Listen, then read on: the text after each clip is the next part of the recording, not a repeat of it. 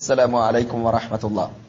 ഖബറുകളിൽ പ്രത്യേകമായ പാമ്പുകൾ മുഖേന ശിക്ഷയുണ്ടാകുമെന്ന് പ്രവാചകർ സല്ലല്ലാഹു അലൈഹി വസല്ലം മുന്നറിയിപ്പ് നൽകിയിട്ടുണ്ടോ?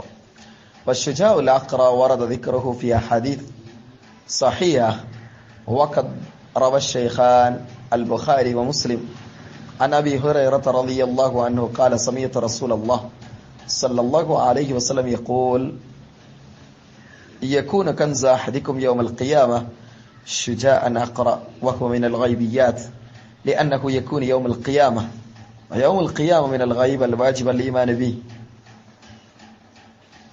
പ്രവാചകർ സല്ലല്ലാഹു അലൈഹി വസല്ലം പഠിപ്പിച്ചതായ ഹദീസിൽ കാണാം, അബൂ ഹുറൈറയിൽ നിന്ന് നിവേദനം, ഖിയാമത്ത് നാളിൽ സകാത്ത് നൽകാത്ത ആളുകളുടെ സമ്പത്ത്, അവരുടെ നിധി ഒരു പാമ്പിന്റെ രൂപത്തിൽ രൂപാന്തരപ്പെടുമെന്ന് നബി സല്ലല്ലാഹു അലൈഹി വസല്ലം മുന്നറിയിപ്പ് നൽകിയതായി കാണാം. അത്തരത്തിലുള്ള പാമ്പിന്റെ രൂപമോ അതിന്റെ രീതിയോ ഒന്നും തന്നെ നബി സല്ലല്ലാഹു അലൈഹി വസല്ലം വിശദീകരിച്ചിട്ടില്ല. അത് അദൃശ്യമായ കാര്യങ്ങളിൽപ്പെട്ടതാണ്, ഖിയാമത്ത് നാളിൽ സംഭവിക്കാനിരിക്കുന്നതാണ്. അതിനാൽ തന്നെ അത് വിശ്വസിക്കൽ അനിവാര്യവുമാണ്. എന്നാൽ ഖബറുകളിൽ വെച്ച് പ്രത്യേകമായ പാമ്പുകൾ ഉണ്ടാകും, അവ കൊണ്ട് ശിക്ഷയുണ്ടാകുമെന്ന് സ്വഹിയായ ഹദീസിൽ നബി സല്ലല്ലാഹു അലൈഹി വസല്ലം പഠിപ്പിക്കുന്നുമില്ല. നിസ്കരിക്കാത്തവർക്ക് ശുജാഉൽ അഖ്റ എന്ന് പറയുന്ന പാമ്പ് ഖബറിൽ ഉണ്ടാകുമെന്ന് ചിലർ പ്രചരിപ്പിക്കുന്നതായി കാണാം. ഇത് സ്വഹിയായ ഹദീസുകളിലൊന്നും തന്നെ കാണാൻ സാധിക്കുന്നില്ല.